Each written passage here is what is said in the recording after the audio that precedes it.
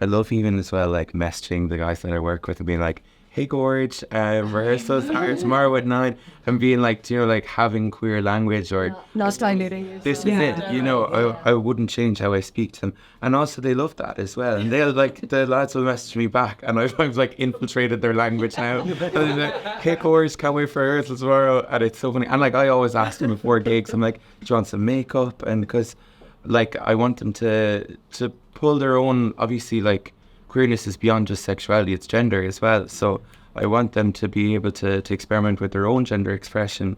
And, you know, I mean, we'll do the makeup. Then I'm like, and if you're not comfortable, you can take it off. There's wipes right there.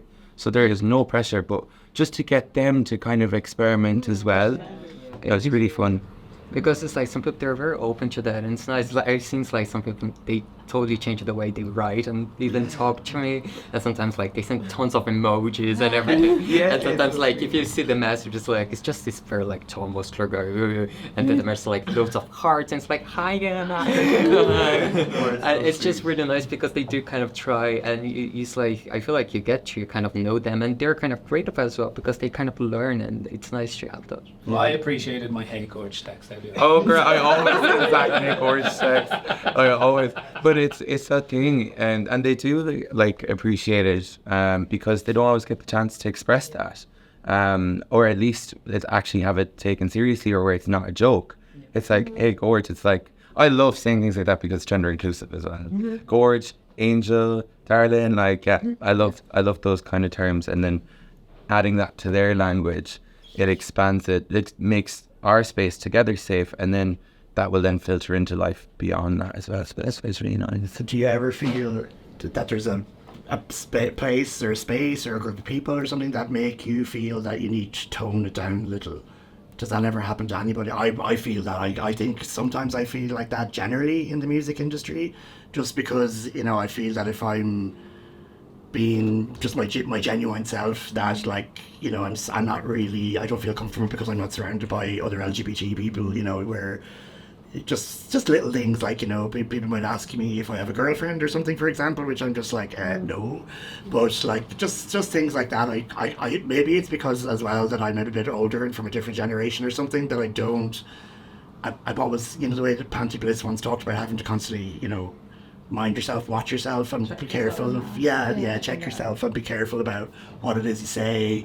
Well, you know, and being your genuine self. And I struggle with that anyway sometimes. I mean, it's probably different for artists. You can get up on stage and express yourself that way, but for someone like me that's just behind the scenes, sometimes I kind of feel maybe I should be a singer. Maybe I should be a performer and put myself out there in that way, because that would give me a platform to do it.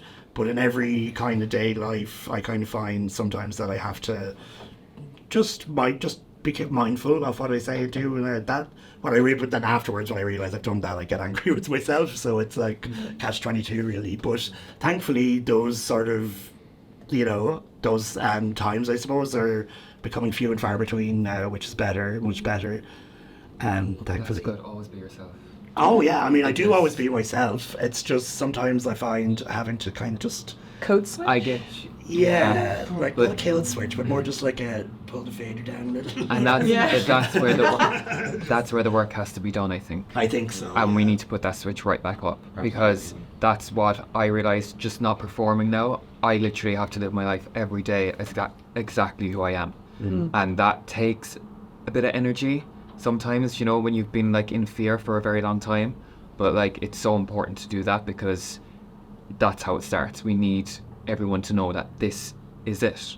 Do you know what I mean? Like, get over it. Absolutely. And I do take massive inspiration from the queer community in Ireland, particularly you, Tadgh. I've been watching your YouTube videos, and I've just been thinking, they just like let it go. You know, we were talking about you in New York, and just I was thinking, you know, it's just watching an artist up on the stage being their 100% completely their genuine self, but also not afraid of their vulnerabilities. And I just think it's so important for to see queer artists and see representation, because at any age it's inspiring. You know, it doesn't matter that I'm a little bit older. I do think of the younger LGBT community that are kind of the next generation, but I don't know, that vulnerability stays with you. It doesn't, like, it doesn't get better as you get older. It's something that's always ingrained, probably in all of us, but it's definitely uplifting and heartwarming to see like more queer artists, more trans artists, and people starting to come to the forefront. But I think in terms of industry, there's like a long way to go,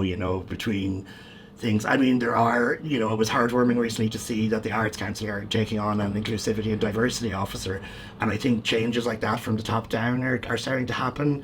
I think it's brilliant across the board. I just think there's a danger there of it becoming just a box ticking exercise where they really need to invest time in our queer community, and I think maybe AIM Ireland and people like that have a responsibility and a role to play there as well, to make sure that we amplify the voices and that of our queer community, but also not just the artists but the rest of us.